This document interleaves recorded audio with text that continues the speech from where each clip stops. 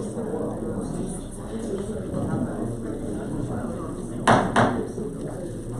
evening, everyone. The time is now 6 p.m. and the Spring Lake Board of Commissioners regular meeting is now called to order. I do ask that you silence all your cell phones and please keep any sidebar conversations to the barest of minimums, especially because we have a full house now. So if the chatter happens, it will absolutely distract from the business of the town. But I am glad to see the seats are full. I don't think we've seen this boardroom like this in ever. I just hope we're not in trouble. And as Mayor Pro Tem did say, do not let this be your last meeting. This is the best place for you to stay connected to the town, and I just really appreciate you being here. So as we begin, I would like to invite Pastor Sacco to the podium. Please let us know your church and its location, and he's going to lead us in our pledge of allegiance and invocation. Please stand and join us in choose.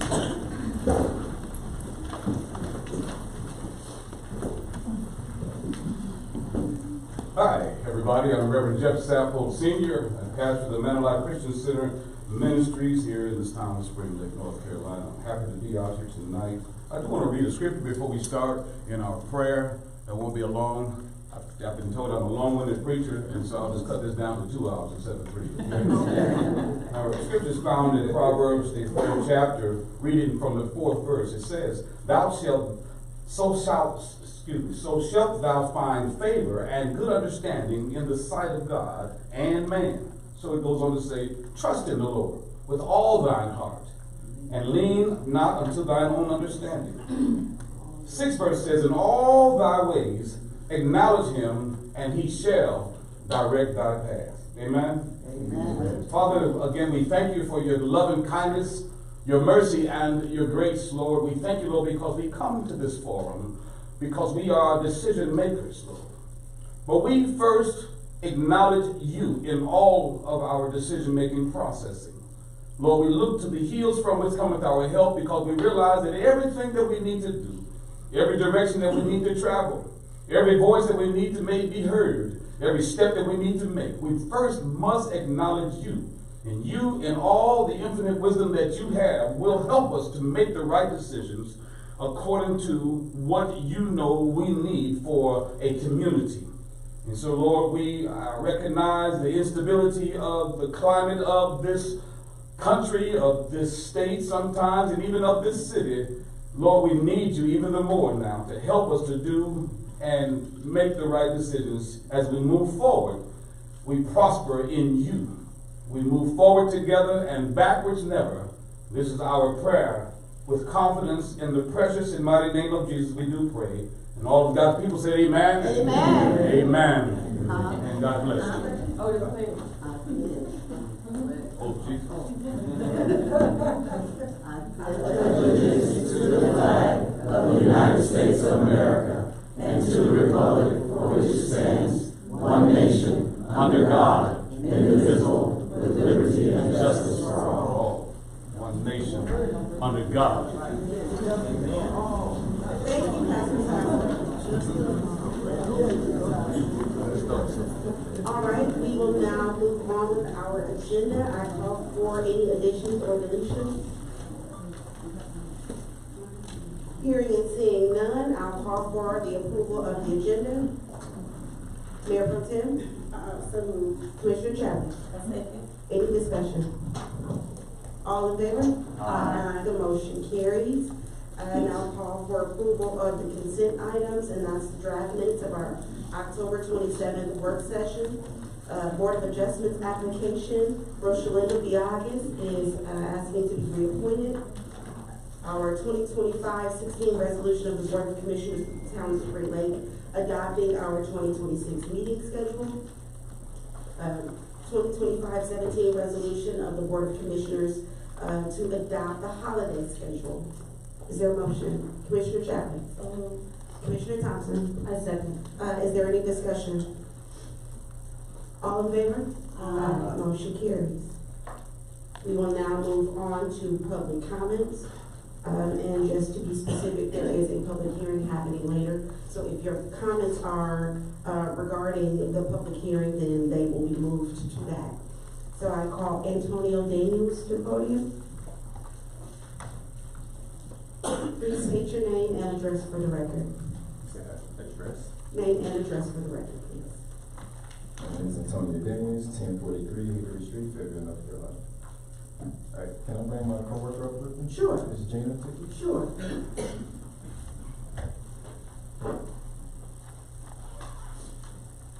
I'm gonna let Ms. Gina kind of like explain the program a little bit, from her side, and do you mind if I pass you all out this Sure. flyer right That's quick? just, because this is public comments, you are on a strict 3-minute limit. So I don't want to rush you, but just know that if you want to come back for a longer presentation about a program, then you would reach out to the clerk for that. So just, I don't want to rush you, but I want you to know. So yes, great. Okay, we both work at Employment Source. I'm the case manager there. Antonio is a youth transition specialist. This is a brand new program. It's grant funded. It's free to participants. We work with people with disabilities, and that can be a wide range of disabilities. It might not just be intellectual or developmental disabilities. Mental health, substance use, health issues, those are all considered disabilities. And there are other criteria on there. The youth criteria is more open. If they are under age 24 and they have housing insecurity or any other juvenile justice system, or just lower income, they will qualify for our program. And like I said, we help them with case management, the youth with youth transition services. Antonio provides things like mentoring them, helping them with social skills and many other skills to get ready for the workforce. If they're an adult, we help them with resumes, getting them ready for the workforce. We also provide transportation to job interviews, things like that, and until they're ready to go on their own. But we help them find different services, for transportation once they do get the job. So we provide a lot of support, connections to different resources. Want to say anything else? And so as far as with the transition specialists, I deal with the youth that's ages 14 to 24. And the adult side is we have an employment specialist that deal with adults from 25 and up. And again, it's with youth with disabilities, trying to find employment, life coaching skills, mentoring, and counseling as well. Is there any way, do you have this digitally? Yes, we do. Yeah. Could you send a digital copy to our clerk, please? Do you have the email or? Clerk at town, she can pass your card. Okay. We'll take it. Thank you. Thank you so much. Appreciate it.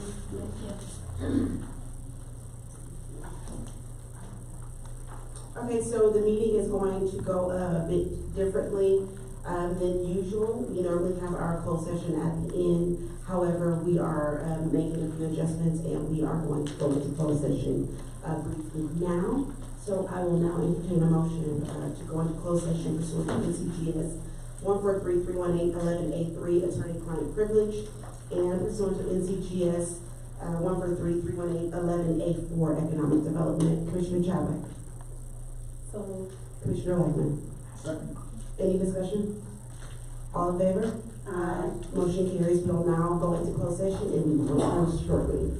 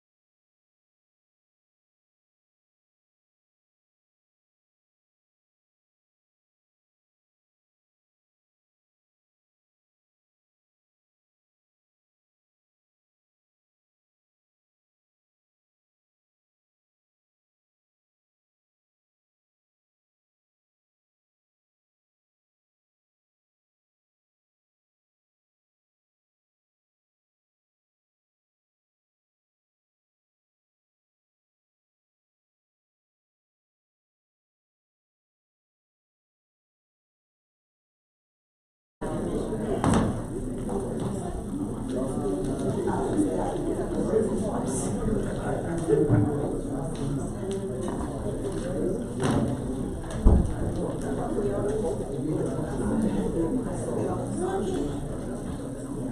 entertain a motion to come out of closed session, no action was taken. Commissioner Palacios? So moved. Commissioner Thompson? Any discussion? All in favor? Aye. Motion carries. All right, we'll now move on to our presentation, first presentation of the evening. And this is our certificates of appreciation. Commissioner Lackman. All right, Mayor, thank you very much. You are so welcome. All right. For all of you all to know, out here, I have given 40 years to cleaning up the town of Spring Lake. It has not been about me, it's been about the other people that have come out there and helped clean up this town. In 40 years, there's been 366 volunteers that have come out and cleaned up 123,710 pounds of debris off the streets of Spring Lake. I cannot do it by myself. I've had help along the way. I've had two commissioners up here that's helped along the way, Thompson and Palacios that's helped, but I've got some volunteers that have come out throughout the time, and I'd like to recognize two of them. I'd like to recognize Armand Caron for his recognition of exceptional leadership as chairman of the Military Veterans Affairs Advisory Committee and his dedicated involvement in the town's monthly cleanup efforts. Through his guidance and hands-on commitment, Armand has played a key role in the improvement of the appearance of town Spring Lake, making it a cleaner and better community for all. I'm going to read the next one, and then we'll get pictures taken over at the flags.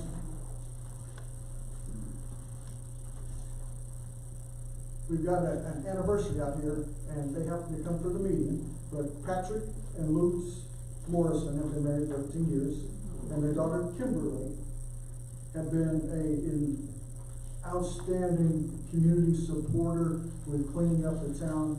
And this one reads, in recognition for their outstanding family commitment to enhancing the appearance of the town of Spring Lake through their active participation in the monthly cleanups at Dr. Street and service to the Appearance and Sustainability Committee, they have made a significant and lasting impact on keeping the town of Spring Lake clean and beautiful. Both of these are signed on the 10th day of November 2025 by Mayor Anthony. If I can get them to come up with the flag, get a picture.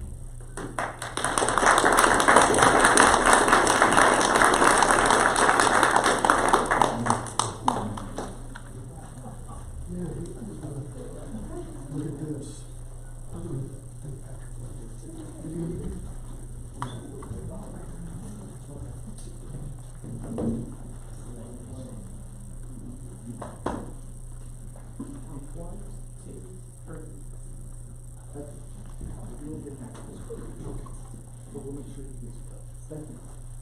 Congratulations.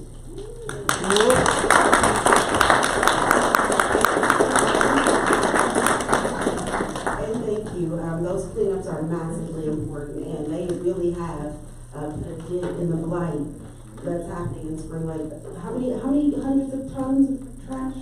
Tons would be 62 or 62 tons, which is 123,710 pounds of debris. That's amazing. That's a lot of crackers. We'll move on with our next agenda item, a yard of the month. Commissioner Palacios. Thank you, Mayor. So, every month we get to recognize and honor our neighbors who upkeep and maintain their property in a way that beautifies the overall appearance of the town. And we have two winners for the month of November: Robert Tunnell out of Lake Tree, Woohoo! and Juan and Elizabeth Rivera out of Deerfield. Are they here today? Come on up, receive your award.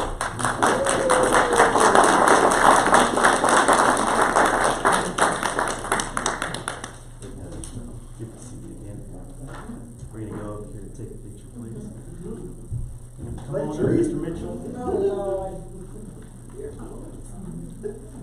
Mr. Mitchell is part of our appearance committee. and chose Mr. Tunnel this month. Tanel, I'm sorry.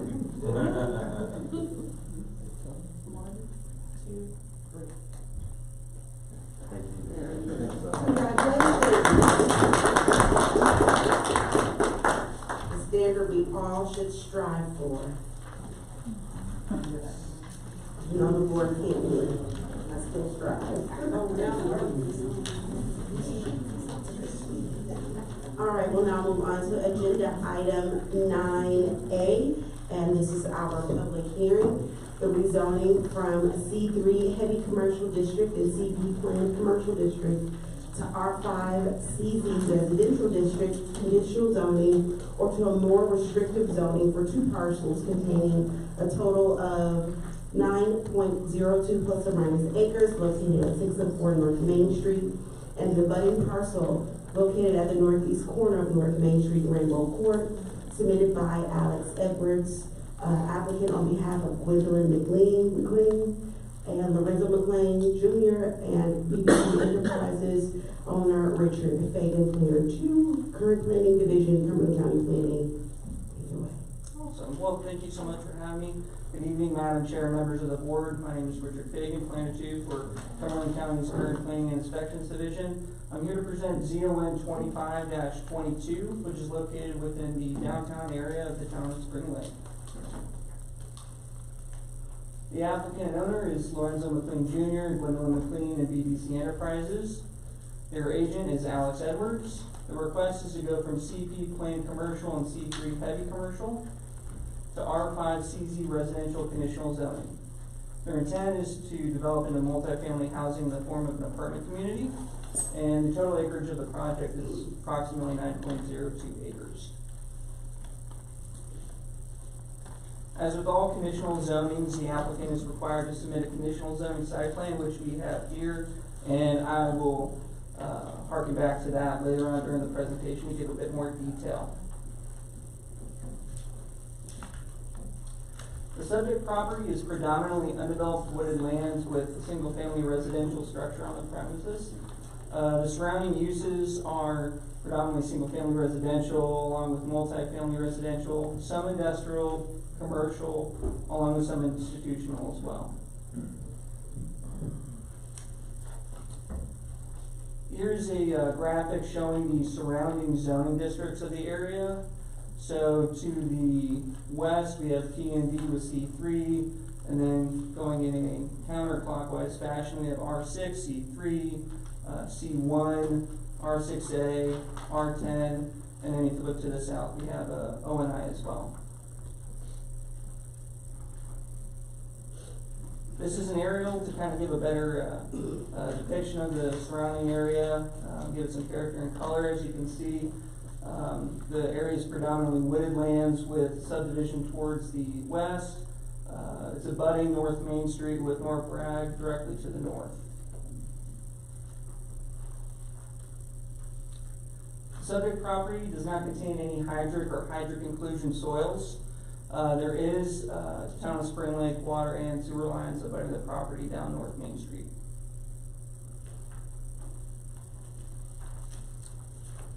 Here is a contour overlay showing the subject property with the contours for the elevation. Going from south to north, we can see that there is depression going from south to north. The Spring Lake the subject property is located within the Spring Lake area land use plan, with the land use classifications being flex area and downtown. The associated zoning districts are mixed use CV, CV, C1, R5, and R5A. Flex area 2 includes larger parcels which would benefit from intentional development that brings the highest density and best use to the land and to the town. On larger parcels, these sites are suitable for apartment complex developments. This usually is due to proximity to existing apartments or to commercial areas. In this way, vertical development can act as a buffer between commercial areas and less dense residential areas. Request is consistent with the adopted land use plan. Here's a view of the subject property, looking at it towards, across from North Main Street. This is a south view looking down towards downtown with the subject property on the left-hand side. Here's a west view looking away from the subject property. With the subject property on your right-hand side, this is looking away from downtown, the north view of North Main Street.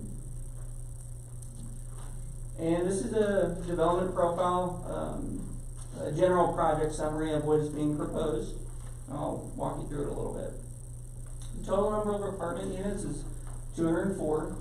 The total number of three-story apartment buildings are 3, and will be located along North Main Street. Each structure will have 12 units per floor, with a unit count per building of 36 units for a total of 108. The building heights will be approximately 36 feet.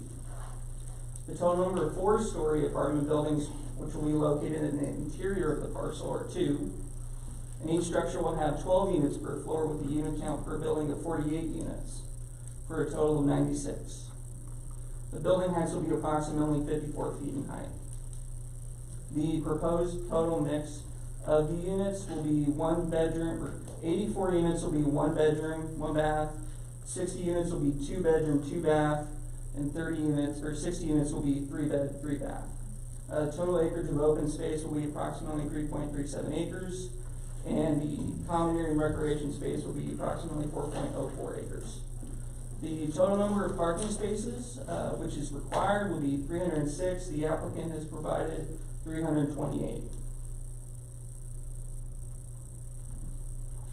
All right. So, this is the conditional zoning site plan the applicant has submitted.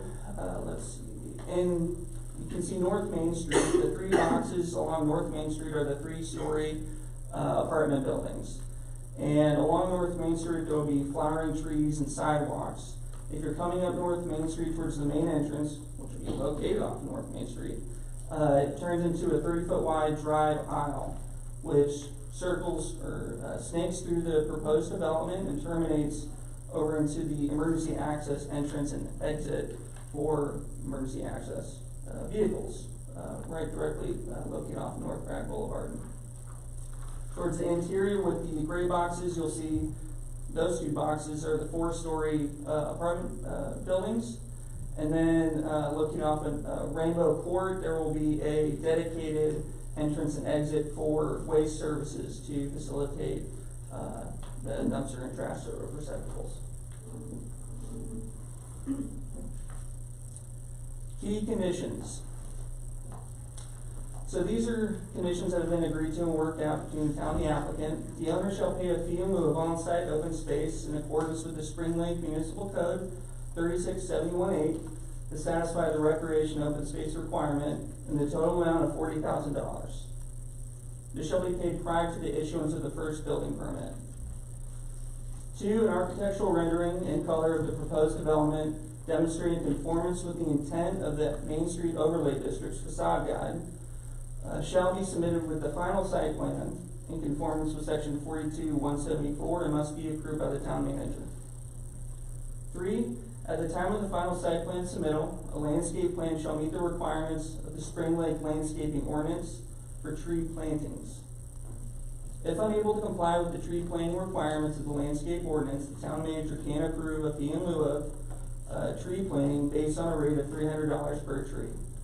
Any such fees collected by the town shall be used to beautify and landscape parks and recreation spaces or other town properties located within the town of Spring Lake. This shall be paid prior to the issuance of the first building permit for any building.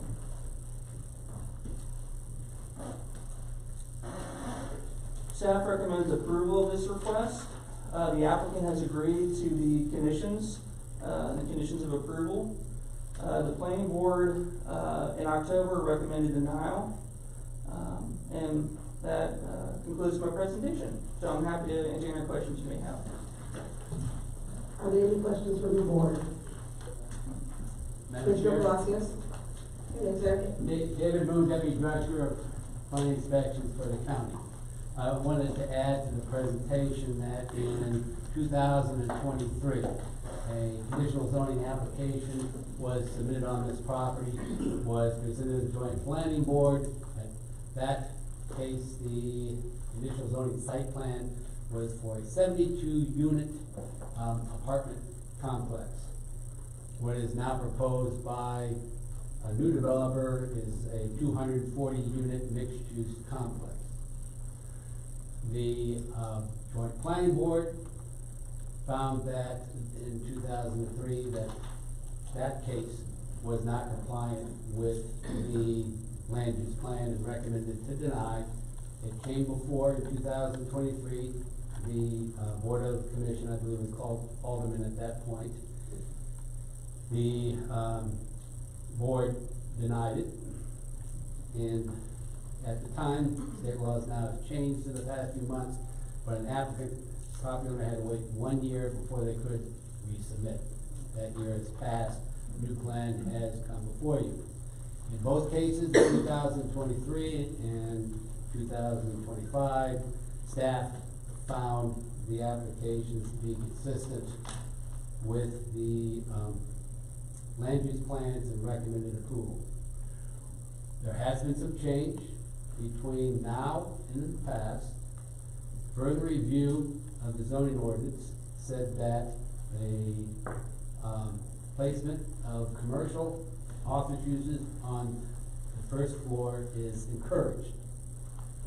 In 2023, staff had probably incorrectly said it was required, but I have a copy of the ordinance with me this evening that says it's encouraged. Board also needs to recognize that under conditional zoning, special development standards, unique development standards can be adopted that differ from the current zoning code. Basically establishing a specific zoning code, development standards for that site. New information in coordination with Department of Transportation, Troy Baker with the Division 6, they are not going to allow on road parking, on-street parking. That's important for a commercial office on the first floor.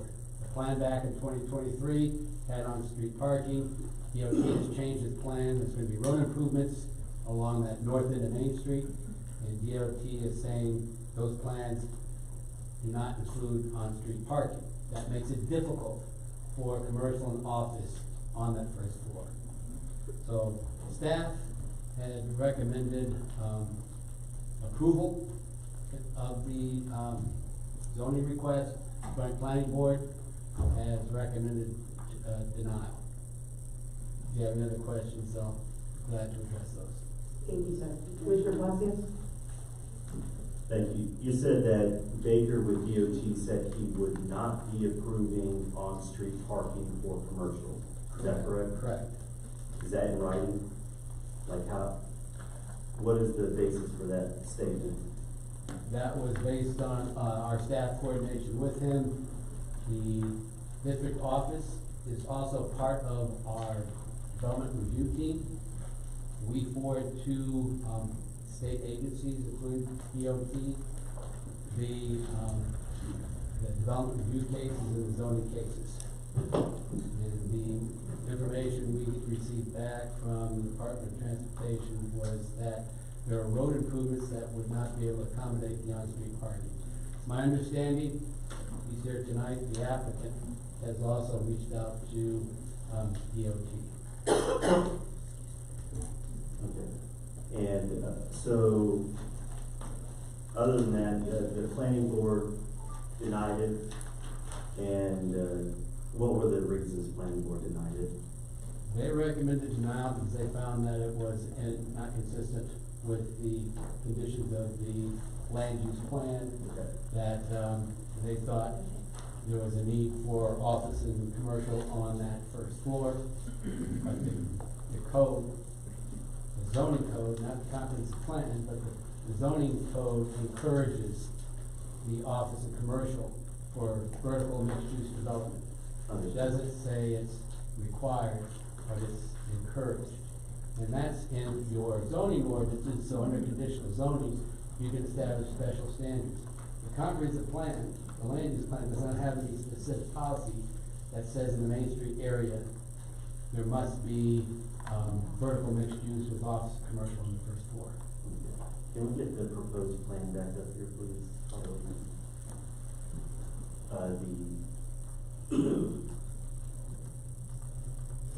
That one. All right, and just to be clear, this plan, and I saw in lieu of sidewalk, is that correct? It does not include sidewalk in this plan, is that No, correct? this does include sidewalks along North Main Street. It does include. Correct.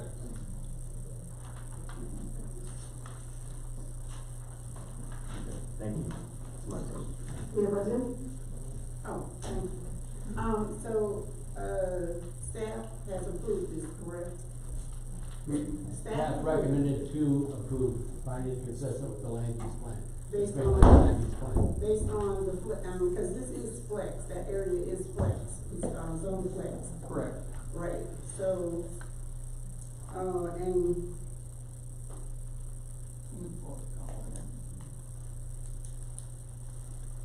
right, so that's a flex area, which means that we can do, mixed, R5A, and this was this R5?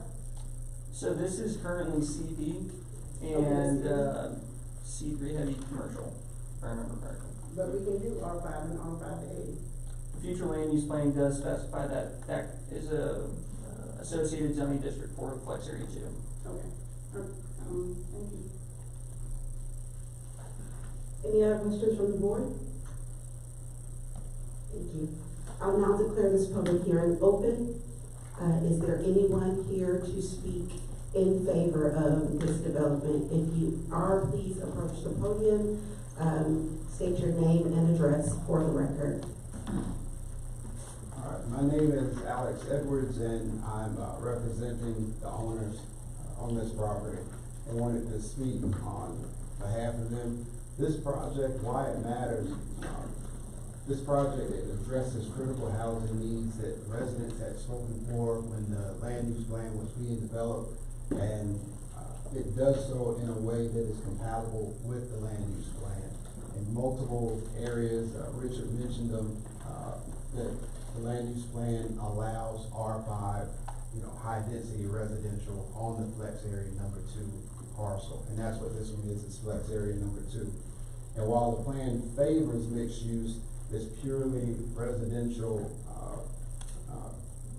project reflects Spring Lake's immediate needs and helps it to thrive right now. That was another one of the themes in the vision plan. The DOT, I did get that in writing, that they said that because they are widening Main Street Road, that if you put on-street parking there, then the road isn't wide enough for them to accommodate their widening project. Also, in the current code, mixed use requires 10 acres. We have 9 acres. The surrounding owners didn't want to sell. Can't force them, understand that. So we have 9 acres. It also requires the on-street parking, and we couldn't accomplish that. We also wanted to say that, there's an example where you bring in rooftops first, and then the development, the commercial follows that. If you look up in Cameron, when they first started building those houses, at first, that was out when cable furniture was out there all by itself, and nothing was going on. And they looked like they were crazy for being out there, but then eventually those rooftops came, and once all of those rooftops came, then you started seeing the commercial activity pick up, and nobody forced the commercial folks to come out at that time. The commercial will follow that high. When you concentrate residential, the commercial will come in. That's why mixed use works in big cities, downtowns, where you have a bunch of people in a small area. So the more people you bring into this Main Street corridor, the better off and the more thriving the properties are going to be. But if you bring in, there's already a glut in commercial space around Spring Lake in the major shopping centers. There's office space available, there's retail space available. And if you put more on the market right now, it's not economically feasible to do that. So this project, it addresses what the residents have asked for when you all were developing the vision for Spring Lake and the land use plan. It speaks to that, it addresses that need, and it will be good for Spring Lake, good for its residents, and good for the future, and can be the catalyst for the change that we were seeking, that we all are seeking as a community. Thank you for your time.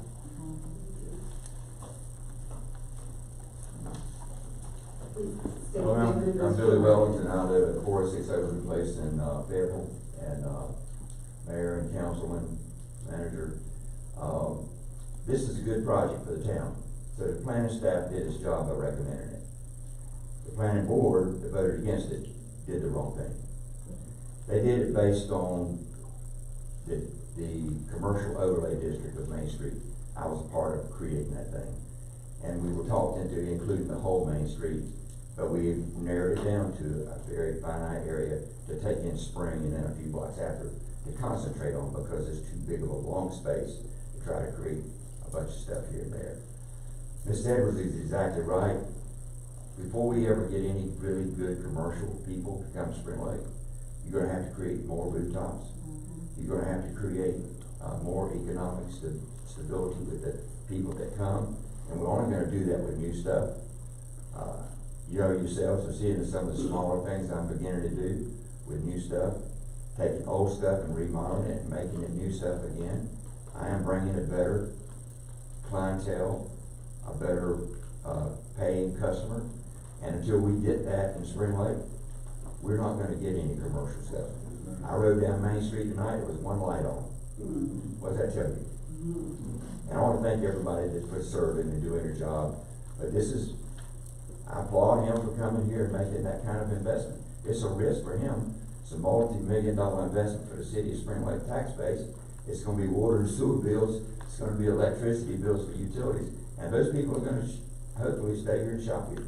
So I'm totally in support of it, and I think it'll be a great thing for the city. Please state your name and address for the record. My name is Harold Dalton. I live at 206 Tram Road here in Spring Lake. Used to be Manchester when I was a child here. But I'm speaking in favor of this proposal simply because you look at the viability of Main Street. If we don't do something now, you're not going to have anything to do in the future. But there's no there. There's no commercial on Main Street anymore. Other than first night, there's no traffic that comes to Main Street. So there has to be something that's going to generate some viability on Main Street, or you won't have a Main Street. But this project, I think, is a great project, and speaking from someone who spent 30 plus years in finance in city government, you're looking at expanding your tax base. Because the taxes right now are based on the backs of the current residents. If you expand the tax base, you get more money coming in, and you see less of an opportunity or a requirement to raise taxes on the current citizens. So that's why I'm in favor of this. And I appreciate your time. Thank you. Is there anyone else here to speak in favor of this?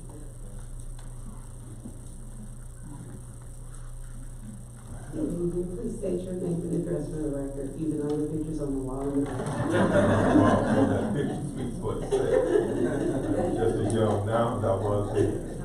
But for the record, Larry G.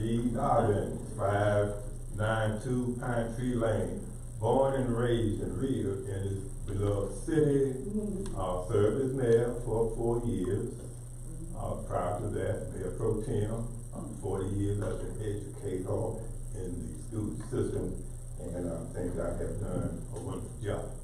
Now, 2 years ago, this project similar to it was brought to this time. And we can see, as Mr. Weller mentioned, also Mr. Belton, what was done in those 2 years. One light left on after 2. What would it be after 4? If you divide that by half, it would be 1/4 of a light. Lord have mercy. I support this proposal. Ms. McLean and I are very good family members. And I did a quick math.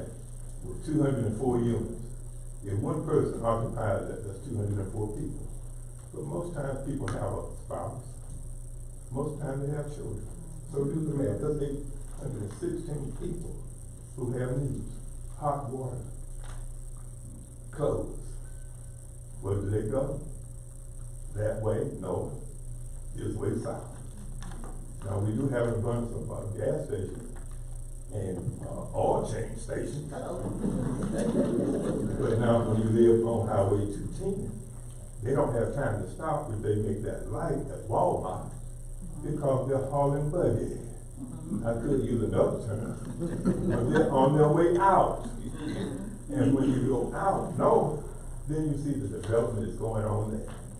And I don't think, because I'm not a resident, I don't think that they're going through those kinds of changes to deny us building. Now, overlay plan is so old that it needs to, you need to change paper because it's turning yellow and it's got so many scratches and marks on it. All you gotta do is bring out a new on a brand new sheet of paper. And I did this so that you can understand. Is that your overlay plan? Is that your overlay plan? Well, let me show you what you can do tomorrow. And if you deny this, in what, a month, we might be back. And this is what we can start with. This is called the Boule Rosse. Clean sheets of paper. A new beginning, new efforts, and new work. And then in less than 6 months, we will see what's happening on the corner of Chapel Hill Road and Black Boulevard, and in selected spots here in Spring Lake. That's my presentation, and I thank you for your time. Thank you, sir.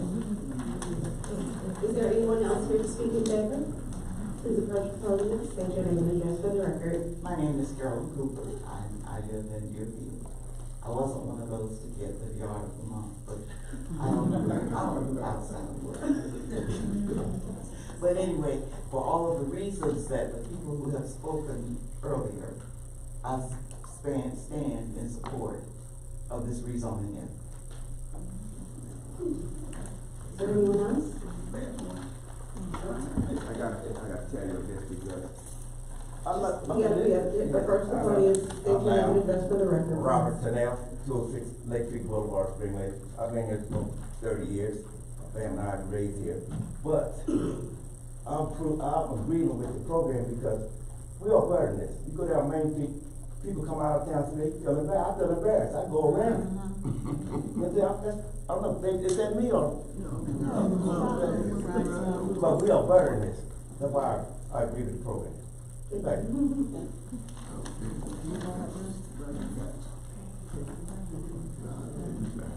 God forgive me.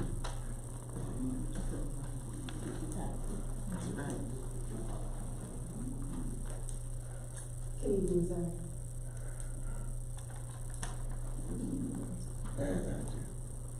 I'm an 81-year-old son of Spring Lake. This town, my first job was right up there in that bank. I've seen this town prosper. I've seen it die. One of the first lessons, one of the many lessons I learned here was in econ. You can't have growth unless you have demand. People overmake demand. And I don't see a base of people willing to buy a damn thing without people. The people are running through Spring Lake. Every time I come here to visit, I come up 210 and I notice how the freeway dumps you in town, running 55 miles an hour, hauling ass out of town. Excuse my French, but that's what's happening. Nothing else of any good is happening here. And you people, I love you. I love this town. And I hate to see it. This property has been in my family for eons. I'm not trying to get rich. It doesn't matter to me about the money. we just want to sell the property to help the town grow. Amen. That's all. And I wish to God that you would just help give us a chance to do that. That's all. And I thank you for your time. Can you please, before you leave, state your name and address for the My record? name is Lorenzo McLean Jr. I live at 6105 Wellshire Court, Upper Marlboro, Maryland. Thank you, sir.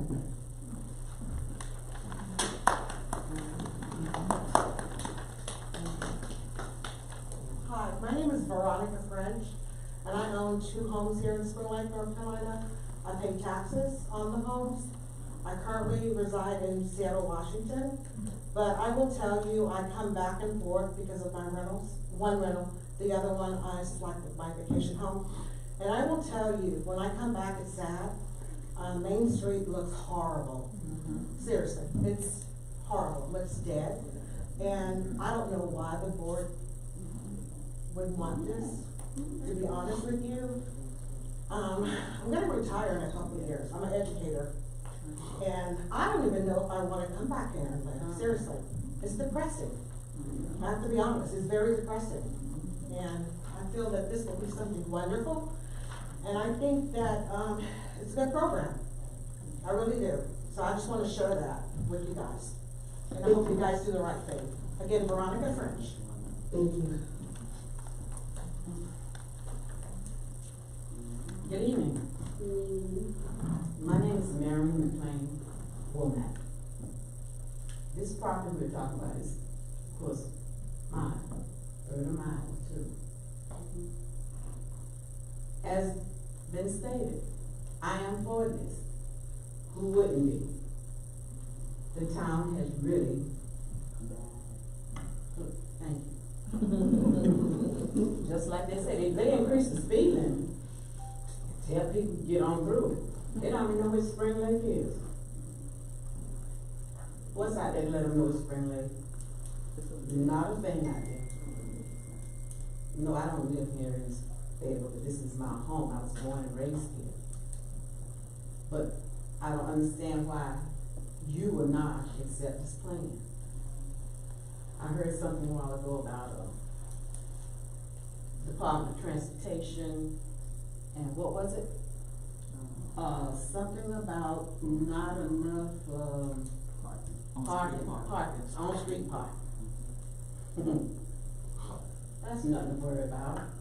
Once they get this project started, of course they will notice it, to fix it, to make an accommodation, to fix whatever the problem is. It's very simple, y'all. Everything's been put out for you. Everything's been shown. Been worked on several times. Been at this for I don't know how many years. It's time for something to happen for Spring Lake, so that there still will be a Spring Lake. Something's happened. Thank you for your time.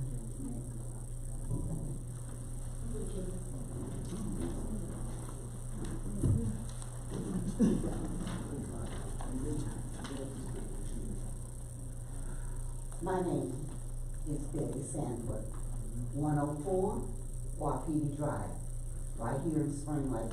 We've been here now about 40 years.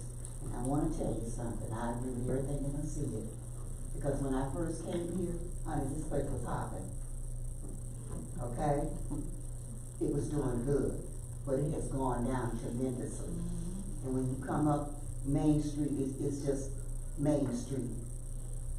You know, there's nothing really going on. But if you go over on 87 and you see all these different stores and stuff, you know, small stores, little things that we really don't really need all of that. You know, 2 oil places almost door to door. You know, we don't need all of that. We need something that's really gonna bring people into Spring Lake. And that way we won't have our taxes going up. You know, we're constantly getting the taxes brought up and stuff like that. But if you get businesses in here and houses in here, then that would, you know, help us. I'm 80. You know, And I don't need all that. And I'm a widow. And I don't need all that, and I think we need to do something about it. We really do, because everybody do go right to the Spring Lake and go right on the camera. We got a YMCA there, we don't have one here. There are things there that we don't have. Why? You know why? We got children, and everything that the children do have to go to Fayetteville. Why? I said that about 10 years ago now. Why is everything in Fayetteville? We got to take the kids to Fayetteville, to the movies, to bowl. Why? You know, we don't have a little hospital here, something like that here in Spring Lake. Why not have that? Can we please keep the conversations down? You know, we need to have that. And that will produce a lot of things going on here in Spring Lake. Y'all understand what I'm saying to you? All right.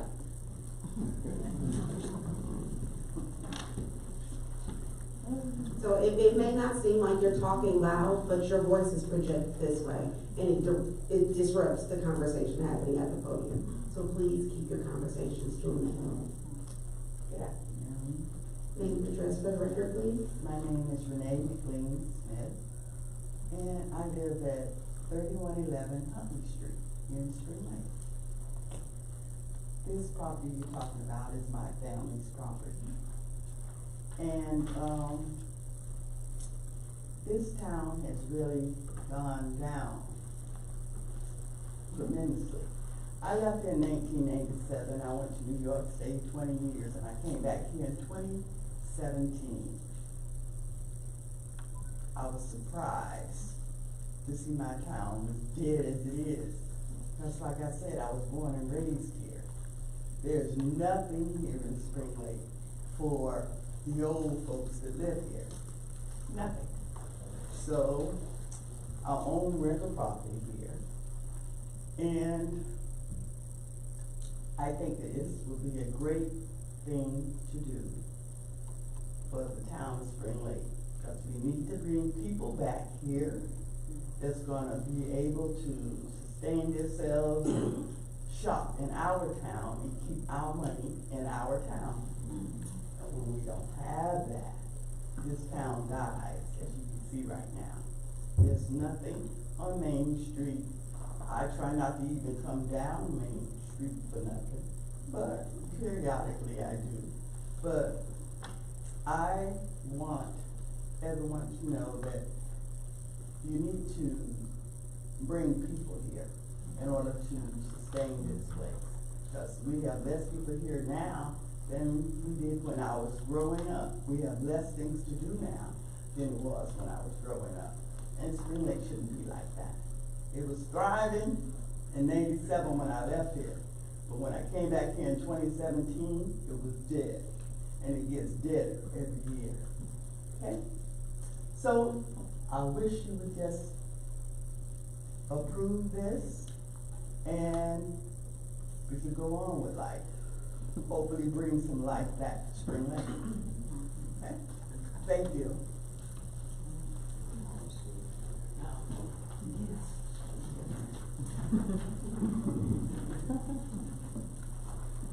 Good evening, I'm Jasmine Dion Coleman from 5411 Mallard Court in Fayetteville, North Carolina, and I'm related to all them people.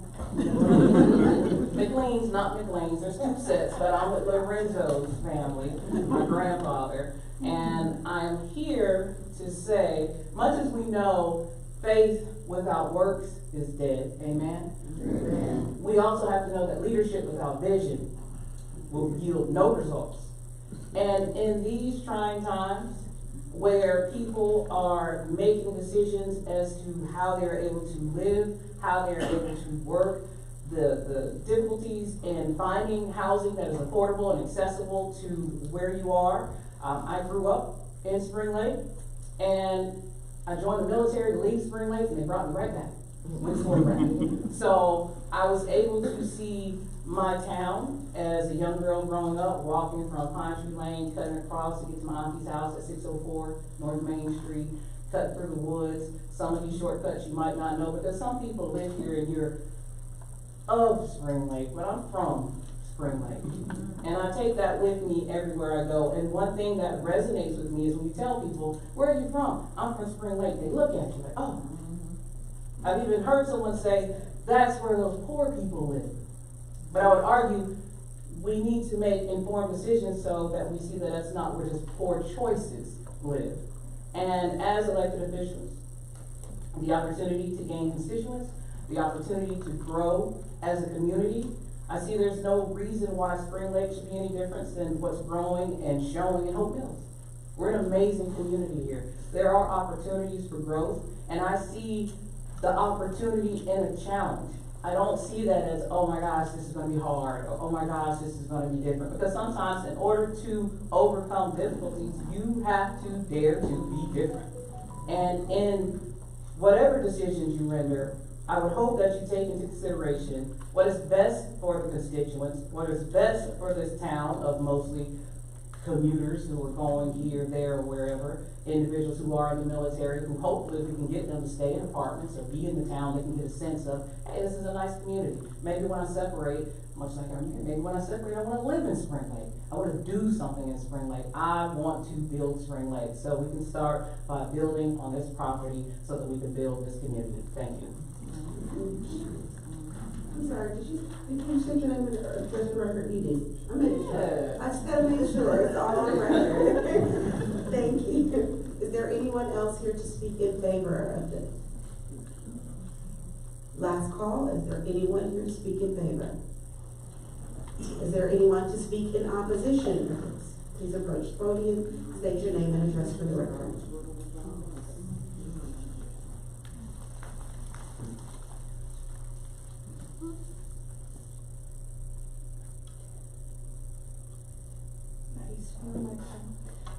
My name is Jamie McLaughlin. I reside at 300 North 2nd Street, 2 blocks from Main Street. I am not related to anybody in the crowd, but I am related to Grady Howard, who was the first mayor of Spring Lake, who had Howard's Variety Store on Main Street, where I grew up roller skating up and down the aisles, where I went and to the Spring Lake Library that's now the police annex, where I went and got peach sodas at V Point on the corner, where 4 generations, including my 4 children who I'm raising here, and I don't believe is a poor choice by living in Spring Lake. I have 4 children that I'm raising, and I had 4 generations of Howard, Shepherd, and McLaughlin's getting their hair cut at Johnny's Barber Shop. I remember the hardware store. I remember everything about Spring Lake. I'm sorry.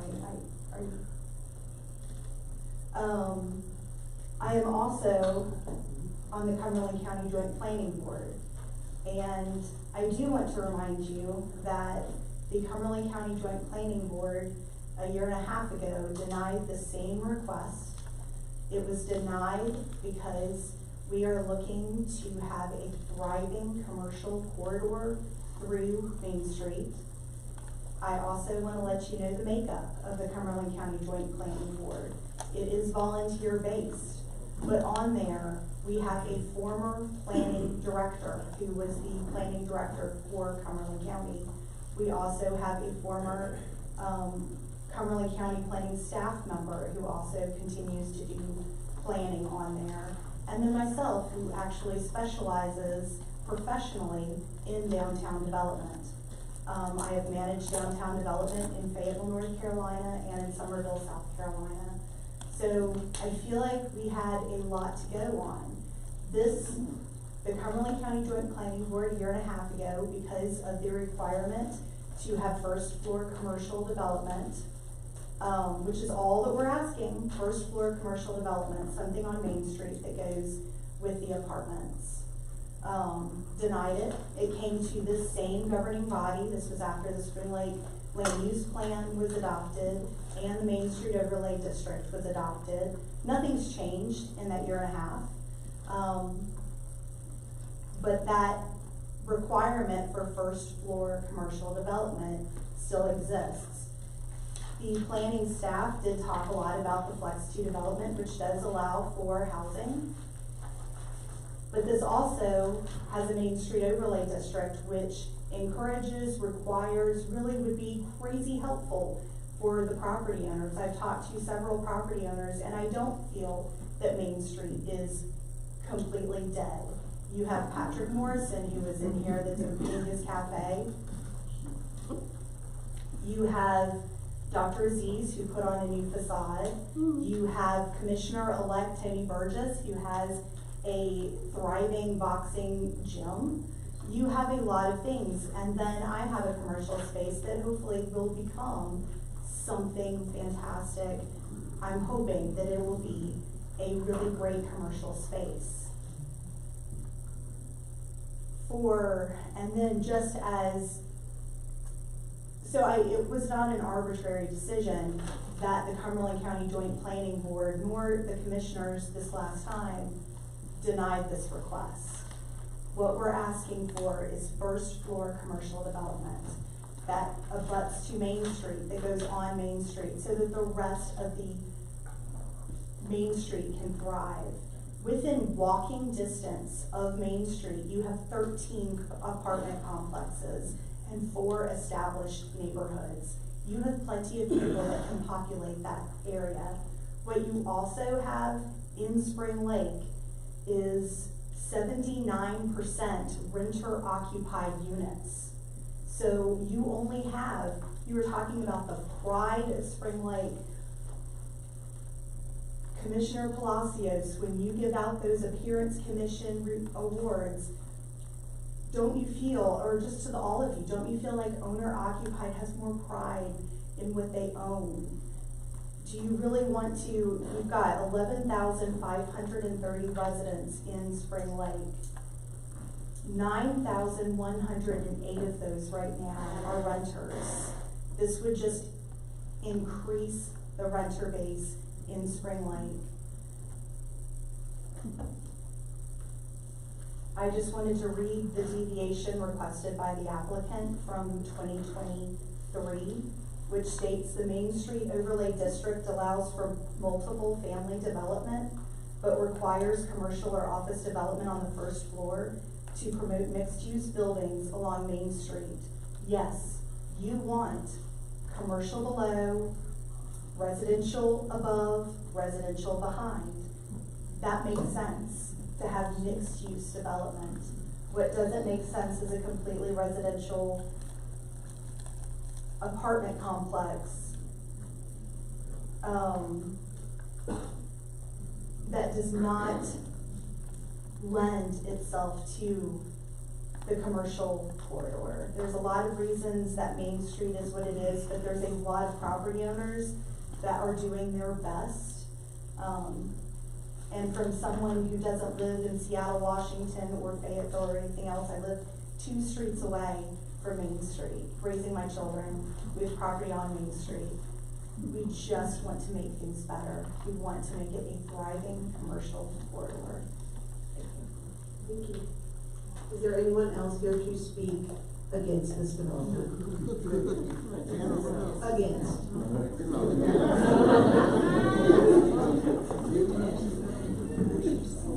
Again, is there anyone else here to speak against this development? Last time, is there anyone to speak against? If not, I officially declare this hearing closed, and we'll take any comments from the board.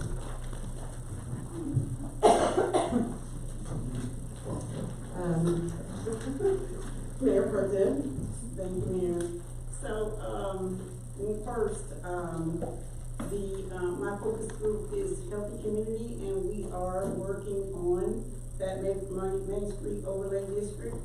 We're probably going to condense it, but one of the things that I heard that really resonated was that DOT would not approve on-street parking in that area, so that's a big deal. I'm also looking here where it says request is consistent with the adopted land use plan, which it is, because that's flex. So, for those reasons, I feel like this would be, something that we could benefit from, because it is consistent with our land use plan, and, we would not be able to have on-street parking, so commercial below could not be achieved, based on the DOT itself, so that's all. Commissioner Foster. Thank you, Mayor. Okay, so, I think the third bullet point on this specific slide helps address a lot of this, which also suitable in Flex Area 2, which is the property we're talking about, is the Central Business Zoning District, light commercial uses in multi-family housing. I don't see a requirement. Attorney, do you see a requirement anywhere in this that requires that it be mixed use? There is no requirement. It is something that, if you look at the flex areas and what the goal was, it was something that was preferred. There's a huge difference between required and preferred. And quite frankly, if you follow the flex areas, again, it allows for, or at least also encourages family housing. And if you look at the new statutory scheme that the legislature passed a few years ago, you actually, they're not binding, but you have to consider. It says the board shall consider the flex areas and what is allowed in them. So again, it's not controlling. You can do what you want tonight, but you have to consider that. Some years ago, y'all were encouraging, in addition to mixed use, but also multifamily housing. Thank you. So we shall consider the updated land use map, just like we shall consider the Main Street overlay district. Correct. Okay. All right. So rentals. Okay. We heard it tonight, and we are aware it's included in the land use map or plan that Spring Lake has a 80% rental population, which is really high. The county has just under 50%. Spring Lake has an 80% rental population. Homeownership helps several issues. Helps reduce poverty because it increases your overall, what is the word I'm looking for here? Worth. Thank you. And it ensures community stability. It increases civic engagement. There are several things that homeownership, we're talking about a rental. Now, at the end of the day, it's an apartment complex. In this flex use, we don't have the opportunity to include single family dwellings in that area anyways. Now, we know that this was included in the Main Street Overlay District. When I look at the map of the overlay district, I think we all expect that the downtown area of Spring Lake to not include anything past Rainbow Court. I think that's not specific. It is included as the Main Street Overlay District, but I don't think anybody assumes that that is part of downtown Spring Lake. And the flex area here also brings up the point that it should act as, in my words, a mediation from Bragg Boulevard into the downtown area. And so an apartment complex, I don't think stops that. I think it can promote mediation from Bragg Boulevard into the downtown area. My understanding is there is a wall that is going to be, most apartment complexes in Spring Lake have a wall around it, right? They're encompassed in a wall. And so that's why I asked the question earlier about sidewalks, trees. Those things are important to me because Main Street, you have a lot of walking people in that area. And so I think that sidewalks and trees will help mediate that area and help sustain some of that walking that a lot of people do. I think in general, the Main Street Overlay District is intended to help people live, work, eat, and shop on Main Street. We know that we're underwhelmed with Main Street and that it's currently underdeveloped. And so the Main Street Overlay District was designed to help preserve and protect that area. And I hear constantly from property owners how it seems to restrict and limit property owners. And so tonight we're not talking about whether or not we should get rid of the Main Street Overlay District, but I think that does play a significant role here. So that's a conversation for a future board to discuss and take action on. But I think that the plan as is, so long as it includes a transition from Bright Boulevard into the downtown area by way of sidewalks and trees, will help alleviate some of that. Now, I know that there's an in lieu of fee that is optioned in the proposal, which means in lieu of a green space, the developer is going to pay $40,000 to the town. In lieu of a tree, we're going to pay $300 for each tree we can. And in lieu of sidewalks that we can't build, that there will be a nominal fee for that as well, whatever that is determined by the town manager. No? For sidewalks. Sorry? Not for sidewalks. I'm sorry, I saw that in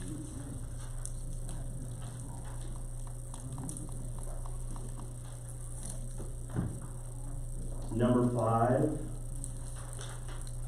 of the conditional zoning. Number 5, letter N, as in Nancy. Where sidewalk construction is not feasible due to a change in use or redevelopment, the developer shall pay a fee in lieu of sidewalk construction. Okay. I thought they said sidewalks were included.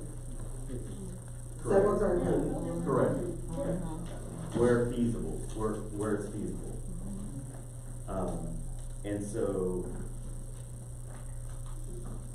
Mayor, you just interrupted me. And I'm trying not to. Okay, so in lieu of, do you have something to address on that, John? Yes, when this proposal first came to us, when you hear us talking about on street parking, off-street parking, DOT, sidewalks, the trees, everything related to that is because, just to be blunt, I actually requested that they add parallel parking adjacent to this property for the purposes of having additional parking down the Main Street corridor. By doing that, it kind of triggered these conversations with DOT, and DOT is saying that if we're gonna have this development, we need to have some type of decel lane, you need to have fire access in and out Bright Boulevard, things of this nature. So it's a lot bigger than just the sidewalk. But the sidewalk and the trees, what you see in there, the fees in lieu of, is because density is favored over sprawl in your inner core areas. And so we have a ordinance and a landscape plan that requires, let's just say 10 trees in this area. And so in lieu of those trees, if you're trying to just meet the requirement by putting 10 of them in this area, you end up with 3 of them dying immediately, and the other 3 dying over time. And so what you're required to do is put 10 in, and they're ultimately going to die. That happened exactly at the fire station in Manchester. And so now the trees aren't there because they died. So when you try to put the trees in, just to meet the ordinance requirement, you end up creating more problems downstream. So when you see this about sidewalks and feasibility, if you'll notice right here at the end of Root Street, you'll notice there's a curb cut and ADA access for the sidewalk. So when I look at sidewalks and walkability throughout town, that is a key component to connect all of the shopping down on the north end, okay? And via sidewalk. Every morning when I come in here, there's a lady walking in the middle of the road, but not really in the middle of the road. She's over on the side of that. And so you go, wow, what would happen if you just had a sidewalk to connect these? So the sidewalk is a condition of the zone. The trees and the landscaping is a condition of the zoning, but it allows us to have trees planted in other areas instead of trying to overplant them just to meet zoning ordinance and the density of this requirement. So, that's the kind of the overarching issues when you start talking about trees and sidewalks and parallel parking and DCL lanes for turning movements, emergency access, all the things that come into this that you really just don't hear in the public hearing. It's all the background stuff to where, you know, staff is trying to say, well, what is good for the community? But at the end of the day, the planning commission does not deny anything. This board does, right? So the decision to do or not do is yours. Not mine, not the planning commission, it's yours.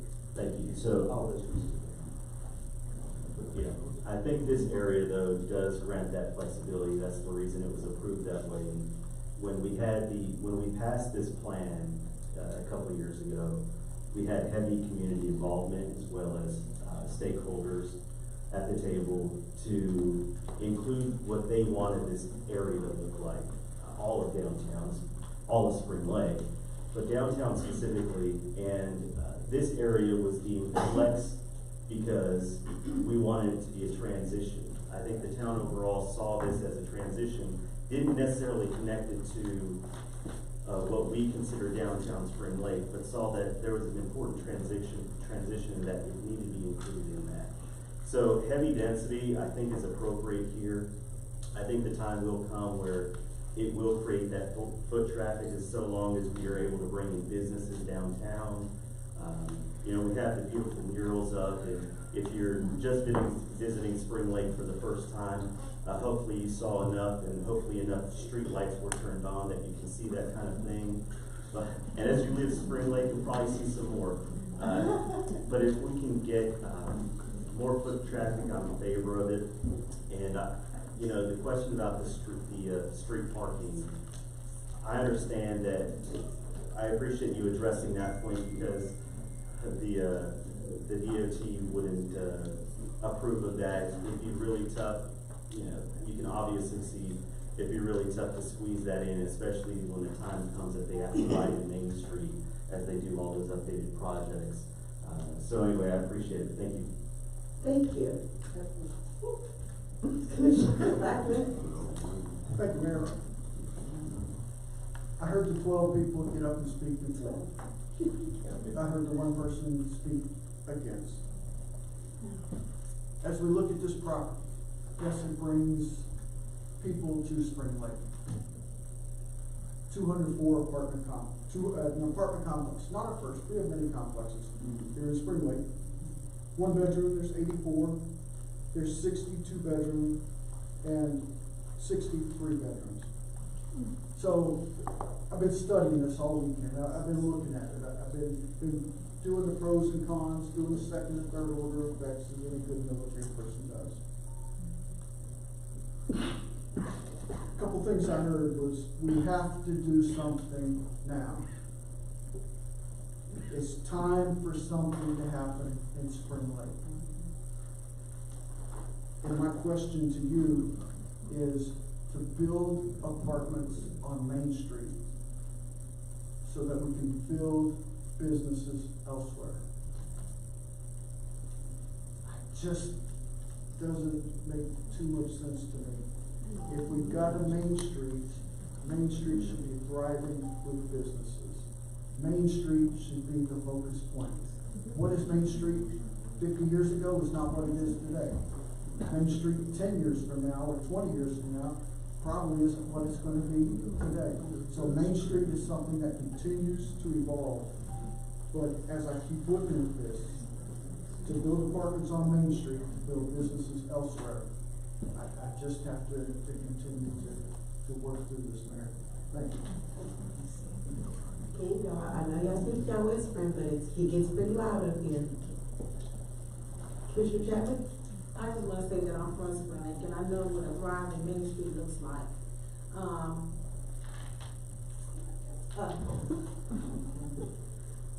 I am for this because I think it's going to add the necessary foot traffic that we need for downtown Main Street. We know that this overlay district, it has not worked. It was implemented in 2014, and we have you know, we see that it has not worked. This is the start of something good, and we need this to get more foot traffic in, because businesses will see that we have these luxury apartments and they will follow. I think that this is necessary, I stand with it, and, you know, this is gonna bring the necessary foot traffic when we have First Friday on Main, okay? It's gonna, Main Street will just be crowded with people. I believe that this is something wonderful for Main Street. We see the example, and I think businesses will follow when they see this come to fruition, so, that's it. Thank you. So any other comments from the board? All right, we'll now move on to our new business, and, this is staying in the vein we're in. This is zoning 250022, rezoning from C3 heavy commercial district and CP plain commercial district to R5 CZ residential, conditional zoning to a more restrictive zoning district for 2 parcels totaling 9.02 plus or minus acres, located at 604 North Main Street and abutting the parcel, and the abutting parcel located at the northeast corner of Main Street in Rainbow Court. I will now entertain a motion to approve or deny zoning 250022. Commissioner Chadwick. I make a motion to, approve, rezoning from C3 heavy commercial district and plain commercial to R5 residential district commission zoning. Mayor Pro Tem? I second. Any discussion? All in favor? Aye. Aye. Any opposed? Nay. The motion carries. Congratulations.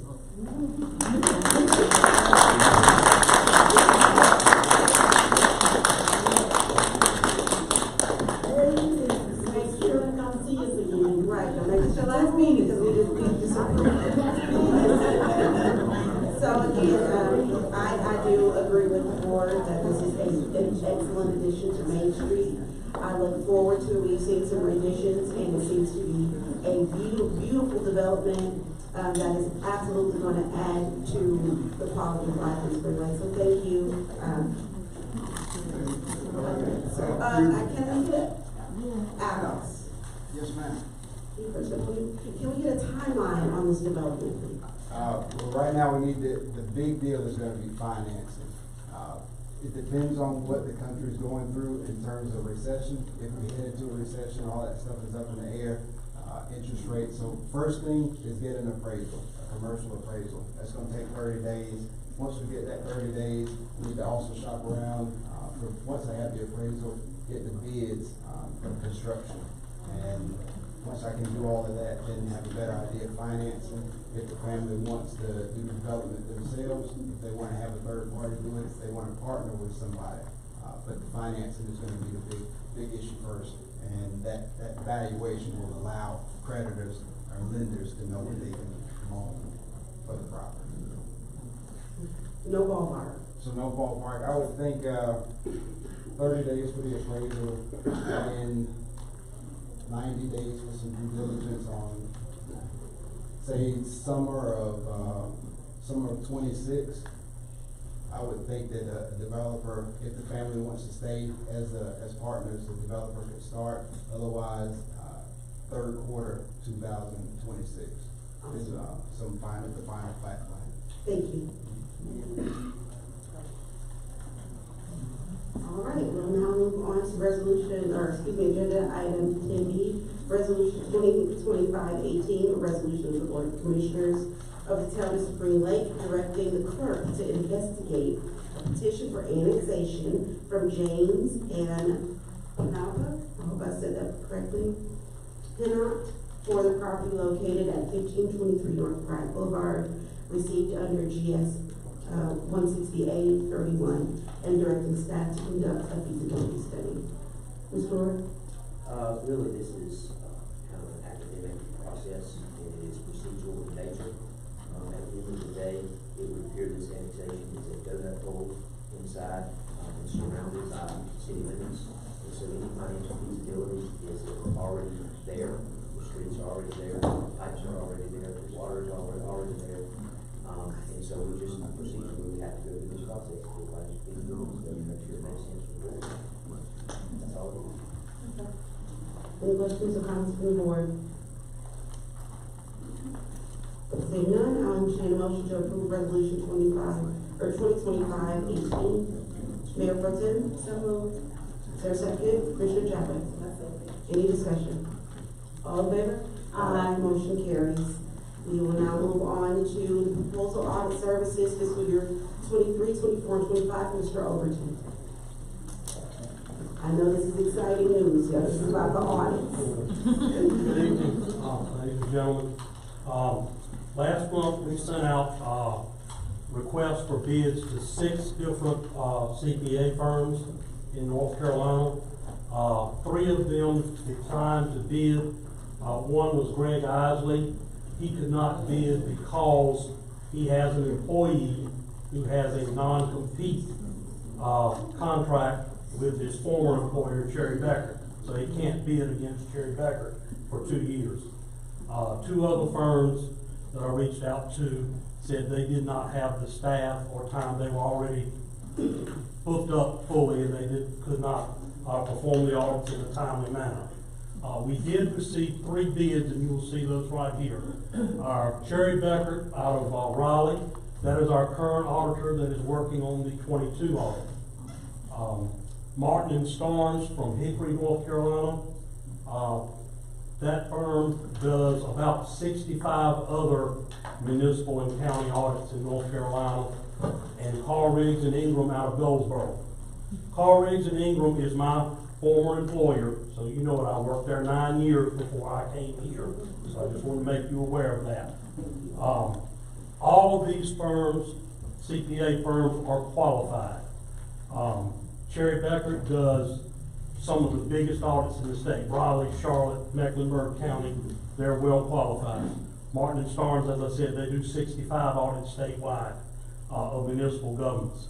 And Carl Riggs and Ingram also does a number of municipal towns. A lot of them, towns this size or a little bigger.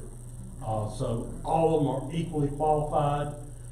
It is our recommendation that we award the contract for 23, 24, and 25 to Carl Riggs and Ingram out of Goldsboro. They are the low bid. Cherry Becker's bid includes up to 2 major programs.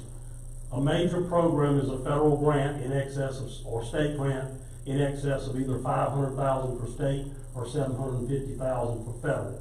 In 23, we have the American Rescue Plan, $3 million. So that's your one major program for 23.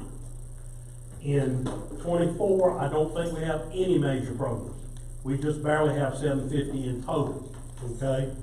If they go over $750, they'll have to pick a smaller program and make it major. So we may have one, but we're right at the borderline. In 25, FEMA reimbursing us for the work at the wastewater plant, and also Powellville may be a major state program. But we should not have more than 2 in any 1 year. Carl Riggs and Ingram's bid is $5,000 for each major program.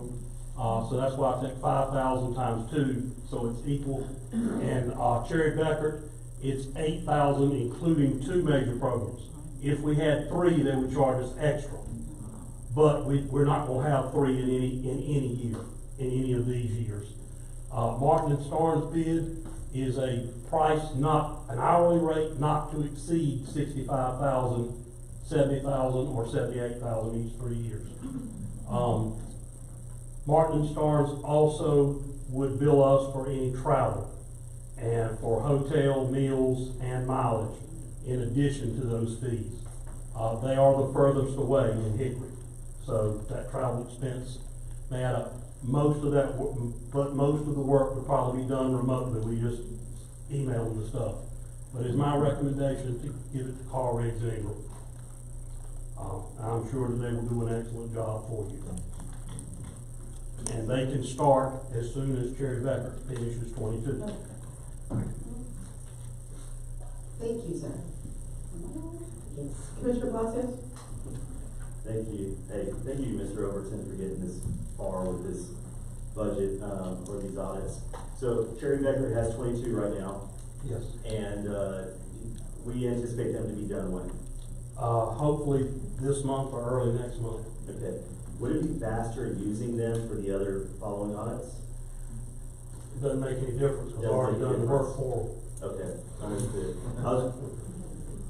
All right, thank you, that's all I had. But we should switch our auditors, every few years. Every few years. No, I This is the first don't, one. no. The LGC tells you that, and there is a reason for that. If you have the same auditor year after year after year, they get complacent. And they trust you when maybe they shouldn't. But I will tell you this. Most of these audit firms, they're gonna do an audit remotely. Carl Riggs and Ingram's gonna show up. They're gonna be here.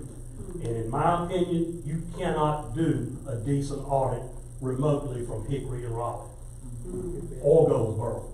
If you don't show up at the client's office, you don't get to see everything.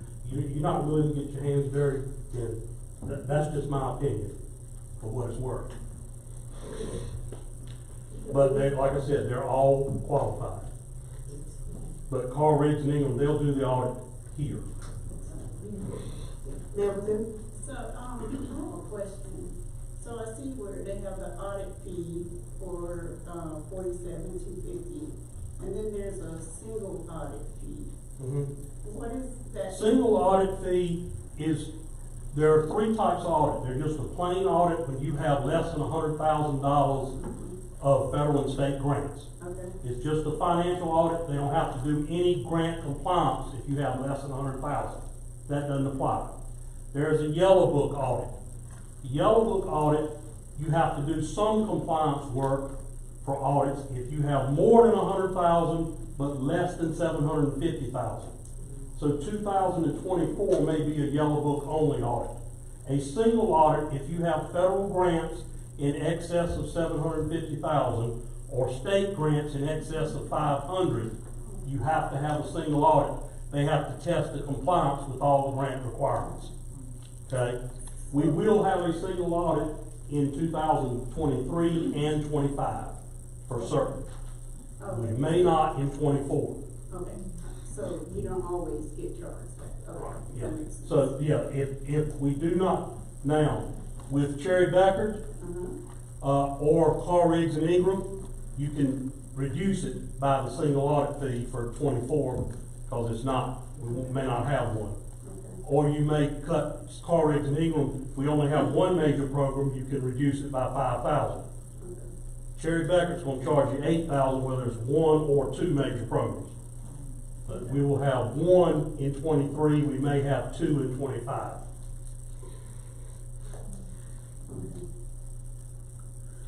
But any way you do it, CRI is going to be your low bid.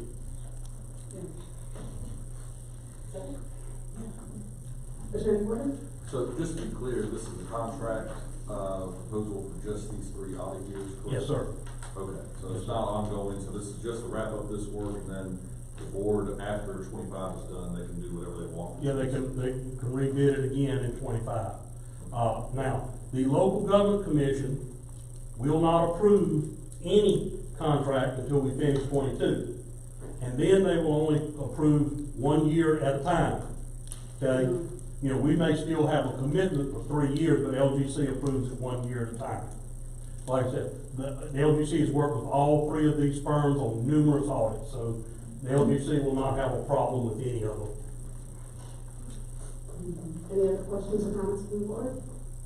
I now entertain a motion to approve the bid received from Carl Riggs and Ingram, PLLC. Is that what I should say? Yeah. Are we going with Carl Riggs and Ingram? Yes, ma'am. That's my recommendation. Got it. Okay, so he's recommending that we approve the bid received from Carr, Riggs and Ingram, PLLC, for the 23, 24, and 25 audits. I don't know who was first, so I'm gonna go with Commissioner Palacios. So moved. Commissioner Blackman. Second. Any discussion? Yes. Go ahead. Jimmy, thank you very much for digging into this, the hard work on getting to where we are on our audits. The recommendation carries a lot of weight in the fact that you work for Carl Riggs, Ingram, Goldsboro, but what sold me on this is the on-site review. As we're dealing with transparency, as we're trying to get this done, get this completed the right way so that we don't have to go through this ever again. That's what sold me on this, Mayor.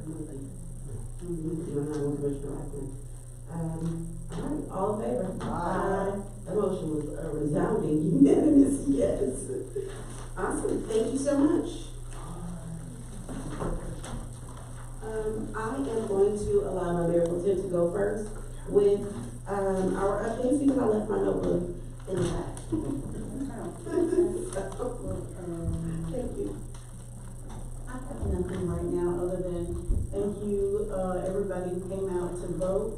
Thank you, everybody who came today. Some of you, we'd love to see you back more often so you have a better understanding of what it is we do. And we don't take this work lightly, but thank you so much for taking the time to come out and speak with us. In light of elections, I'd like to introduce our Commissioner-elect, introduce him to some, present to others, Mr. Tony Burgess.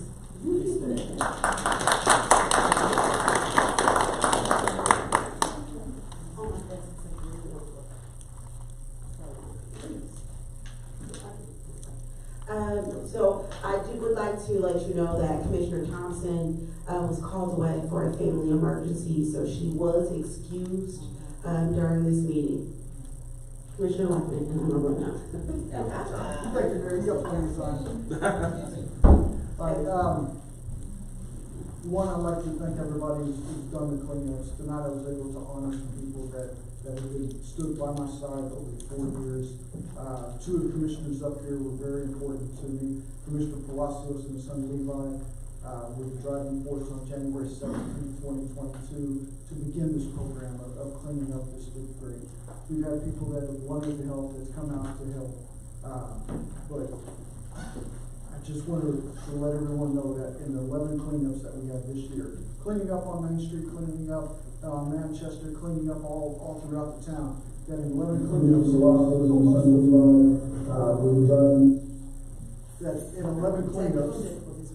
we had 107 volunteers, and we cleaned up 105,710 pounds of debris during this time. So every volunteer counts, every volunteer is important. It has made an improvement on our town, and hopefully we'll be able to continue to improve that. Moving on to our MVAC. We held our annual Veterans Day ceremony Friday, November 7th. I know Veterans Day is coming up tomorrow, but it gives us an opportunity to do this while the town is working, so we can get things set up for them. We had about 40 people in attendance. This is a good event that we had. Our guest speaker was Marine Lieutenant General Walter Gaskin Sr., who brought an inspiring message to us. Lieutenant General Gaskins did his recon on the MVAC, and he was a well-prepared Marine when he came in to give us his words of wisdom as we went through there. Not to be outdone, our Veteran of the Year was Dr. David Dickerhoff. He was our 4th Veteran of the Year.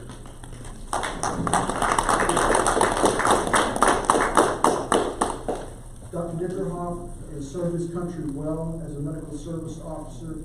When he got out of the military, went to dental school, came back in the Army, served in Operation Desert Shield, Desert Storm during the liberation of Kuwait.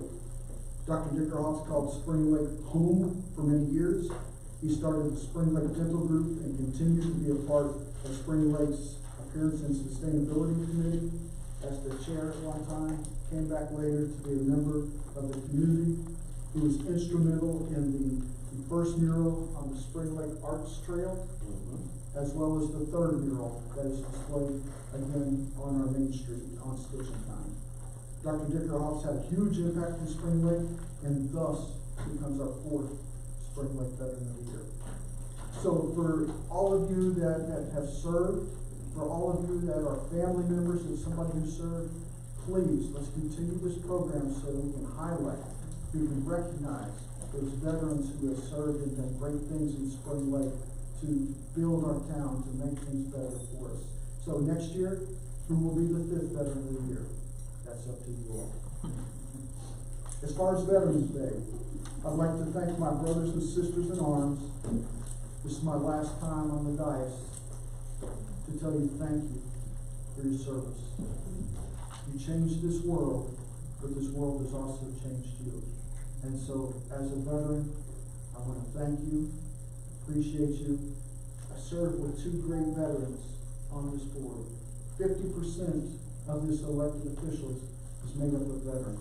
Over 50 years of service to the United States Army.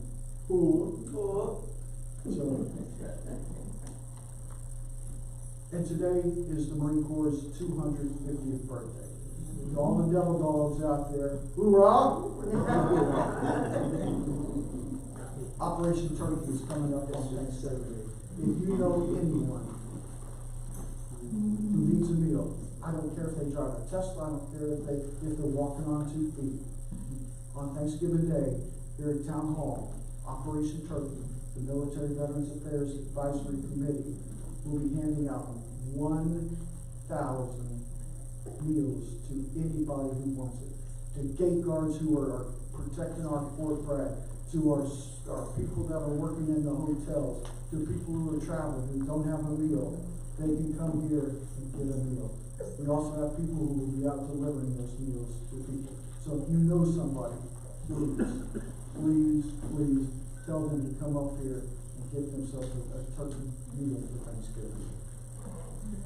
A military tribute banner program has been a success. Flying on Main Street, we've had 34 banners flying there.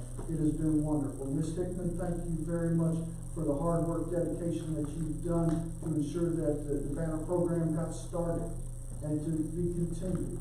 So Carly will be getting a hold of folks, but the banners will be coming down Wednesday, the day after Veterans Day, so that you can come and retrieve your banner, clean it up, proudly display it at home, and bring it back next year so that it can be flown on Main Street again.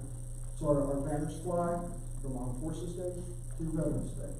So if you're interested in paying tribute to a veteran, it doesn't have to be someone who is serving now, it can be a veteran family member, but in Spring Lake here, I tell you that our veterans are most important to our population here. So I just want to tell everybody thank you for the job well done. Absolutely. Yeah, I knew I was going to have enough time to run back.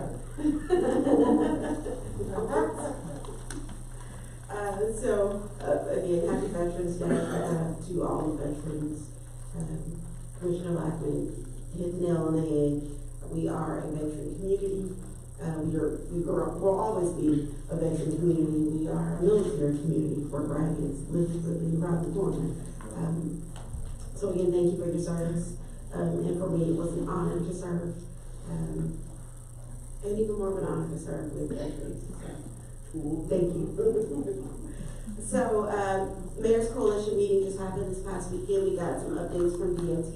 Nothing involving Spring Lake as of yet, but there are plans in the pipeline. As you heard about the Main Street widening, Main Street paving, those things are coming, and we'll give you more information about those as they progress. The Veterans Day event was spectacular. Good job to Military and Veterans Affairs Advisory Committee because they shined. It was immaculate, and anytime we get to go and have any event on the park that was built by the hands of the people here and that work for the town of Spring Lake is always a pleasure. First Friday, we had a lot of fun. It was the last one of the season, and so that series is now closed out, and we will we'll do it again next year. Same bat time, same bat location. So we will be closed tomorrow in honor of Veterans Day. So please be mindful that Town Hall will be fully closed for that. I have a FAMPO meeting coming up on the 19th. So I'll bring back more information about what's happening there. FAMPO is our Fayetteville Area Metropolitan Transportation Organization. This is where we go and sit and talk to DOT. This is where we talk about transportation and bringing transportation back to Spring Lake. And so all of those things are currently in the works. So I'll have more updates on that. Our focus group 4 meeting, because of an opportunity that has been presented to me, we will be moving that to the 25th of November at 5:30 p.m. And a notice will go out to board member or committee members to let them know about that. But the one thing that is taking me away from the town is an opportunity that I am shocked by and very, very proud of. There are almost 20,000 mayors in the United States, and I was selected as one of 30 to go to the United States Global Leaders Conference.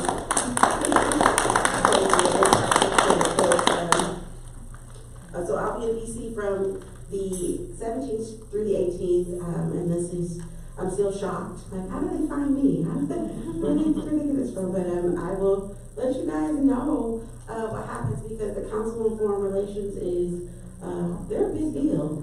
So, again, the United States Global Leadership Conference in partnership with Council on Foreign Relations selected your mayor. So I hope you guys are proud, because I am extremely proud. And I'll let you know what happens, because I don't even know what's going to come from. They're gonna swear you to secrecy. We'll come back to that, can't talk about it. I will be leaving, and this is fully covered. They paid, all expense paid, for me to come and be a part of this conference. So, yeah, I'm stoked. That's a big deal. It really is. That's a big deal. Where is it? In DC. Oh, okay. In DC. Thank you. Okay. Commissioner Palacios? How did they pick you, man? I don't know. I gotta find out. Kudos. Thank you. All right, so we have our appearance committee meeting on Wednesday at 4 o'clock at the Rec Center. So anybody that wants to participate or even wants to join our citizen committee, these are made up of our neighbors that volunteer their time to help work on solutions to help beautify the town and address needs. That's at 4 o'clock, the Rec Center on Wednesday. And then I want to acknowledge our first responders here in the building today. And so, thank you guys. Thank you, gents and ladies that are out there somewhere, for showing up at the meeting. I don't know why you're here, but it's good to be reminded of the way they look after our community and the scary circumstances that happen all the time. So thank you guys for putting it on the line for us. We appreciate you guys. Thank you, Mayor. Commissioner Chapman? Okay, they say the best for last. Okay, so Spring Lake Middle School, they will be having their first PTO meeting on November 12th. So if you have a student or a little one that attends Spring Lake Middle, we really need your support. The PTO, they do many things. They help support the school, the teachers, anything that the school might need. And so if you have a child, please come out and support their PTO. It will be from 5 to 6:30 on November 12th. And lastly, Manchester, they're having a Family Literacy Month celebration. So reading is a passion of mine, and I hope you enjoy it too. So they're going to have it on Thursday, on November 13th, from 5:30 to 7:30. So if you have any children that go to our local schools, please support our schools because they need people involved. Thank you. And Mayor Wilson has one caveat. Yes, Deerfield, you all are our focus group. They will be coming through Deerfield on the 13th. When, Mr. Rivers? Thursday. Yeah, this Thursday. This Thursday, and then are we gonna have the 3 colors? Yes. And Can you give them a quick overview of what you're actually talking about? So they're gonna be coming through Deerfield on Thursday, staff and whoever else comes, and they'll be looking at your yard. If you're doing well, you'll get a green. If you have a few violations, ordinance violations, you'll get an orange. And if it's a mess, you're gonna get a red hanger on your door. So this is our way of letting people know it's educational plus it's cleaning up our communities. So this is the first group, and that's Deerfield. So hurry up and get it cleaned up and straightened up, and you don't want you to have a red hanger. Deerfield accepts the challenge.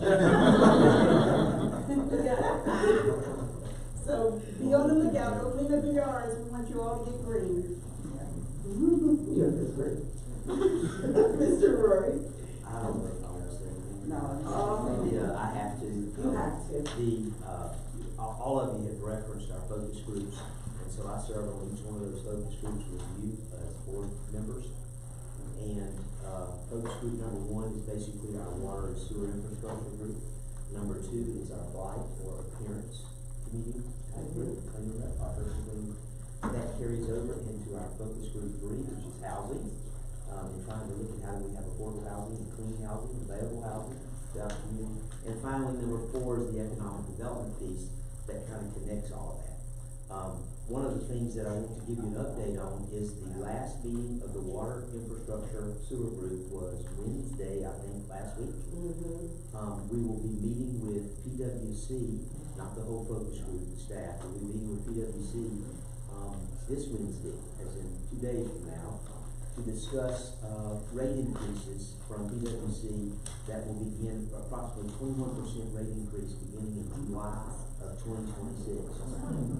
So we don't produce water, we purchase it, so we're going to have to take and purchase that water at an increased rate. You know, all things remaining the same. This is what we shared with the focus group, is what does that mean and how does that impact this community when it comes to our water and sewer rates. Keep in mind that to date, we've already spent about $400,000 on outsourced contractors to fix things, from water leaks, water line replacement, sewer replacement. That doesn't include projects in and around Deerfield. It doesn't include a note today about a stormwater sinkhole along Odell Road, and so we're addressing those issues today. So it continues to be a constant challenge and battle for us day to day to address all these issues. We have actually authorized the water group to spend up to $250,000 of our revenue for the purpose of installing inserter valves throughout the city so we can control our water flow in zones. We also authorized up to $250,000 in outsourced contractors to clean our sewer and water line right-of-ways. Think of a pipe that runs through the woods that nobody has seen for years. This is something that we're dealing with because we just can't get to them. So the reason why I share that is because this is a critical component of the development or the sustainability, if you will, for the town of Spring Lake. We could talk about a lot of things, but at the end of the day, if there is no water, there is no growth. If there is no water and no septic, then there is no growth. So we have an allocation, we have a limited capacity of water, we have a limited capacity of sewer. So we got to keep all those things in mind as it comes to, and I think someone earlier mentioned something about, you know, our tax rate and our water rates and things of that nature and how it falls on our current residents. So this is what was shared, and this is just a snippet. More is to come, okay? More is to come, I promise you. Is that right now, if you purchase water from the town of Spring Lake via PwC or Harnett Regional, okay, your rate for 3,000 gallons of water is $38.90, or equivalent to 1.3 cents per gallon. Okay? If you go to Walmart, just for way of comparison, you'll pay $1.37 per gallon for that water, or a total of $4,110 for 3,000 gallons. So this is what we're talking about in terms of our potable and sustainability of our water infrastructure, in particular where it comes from and the options that we have. We have limited options. So if we realize an increase of 21% in our bulk water purchase from PwC, that is reflected in a need of our rate adjustment somewhere to the tune of around 10%. So just to break even. And so the key to that is understanding what we're trying to fix and how we're fighting this uphill battle. You know, every day it seems like one step forward, 2 steps back, 1 step forward, 2 steps back, with the challenges that we face. But staff is championing that, and I give them all the kudos in the world. So all things remaining the same, we're looking at a $300,000 increase next year for the purchase of our water. Now that is equivalent to a 10% rate increase. If you do a rate reduction of 10%, that means it's a $600,000 cost. If you think of it from this perspective, how do you absorb that routinely? How do you absorb that routinely? And so what can we do to buttress up against that is all part of our water infrastructure group, looking at fixing, repairing. and moving forward with our, asset inventory assessment, trying to get it completed, our merger regionalization feasibility study, getting that through the process, actually getting the Regina and Max Street projects underway, which are underfunded. We didn't have enough to complete the projects. So we're bringing that to you, and I hate to be that bearer of bad news, but I think that, I have a responsibility to make sure that the board and the public is aware and updated. They're not like what I'm saying, but they're aware and informed in the decisions that have to be made to have potable drinking and sustainable water and sewer system in this community. And they have to keep that in the forefront. And that's why I serve on the carefully with the focus groups, just to kind of connect all of those things. So with that, there's the great news and the bad news. I want to move forward. I do want to reiterate, this increase is coming on the PWC side, and we buy from them. So when we buy at a higher cost, we have to sell at a higher cost. We are trying to be as proactive with getting the information out as possible. A rate increase is coming. It is not Spring Lake raising your water rates because we want to build something. It's a cost that's coming to us, and our water utility is a business entity in itself. And it has to operate as a business. That means when the product that we purchase goes up, we have to sell it at a higher cost. Just reiterating that so that we are completely clear. I can't do anything about the senior citizens rates when PWC says, and if we don't raise rates, then we don't make the money we need to provide the quality services. We don't make the money we need to fix the damage that's already done. We compound the damage because we don't have the money to fix it. So we have to make sure that our utility fund, our water is operating like a business in the black so that we can continue to provide drinking water. You want your toilets to flush. You want the firefighters to be able to, put out fires. You want our water, even though that doesn't work. Anyway, you guys know what I'm trying to say. Just make sure that we are, so when it comes down in January, correct? Yes. January, we will be looking at how we make those increases so that we continue to operate. So, if there's nothing further, Mr. Porter, did you have anything? Just briefly, the SLPA issue still moving forward.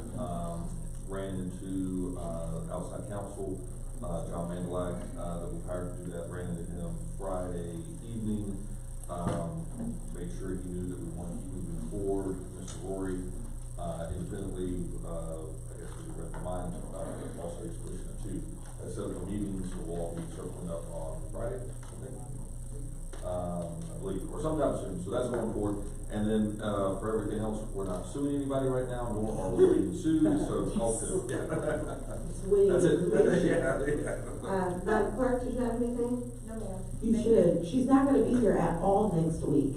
I don't know what we're gonna do without her. Is that next week? Is it Friday that we're meeting? Yes, it's Friday. No, I'm out.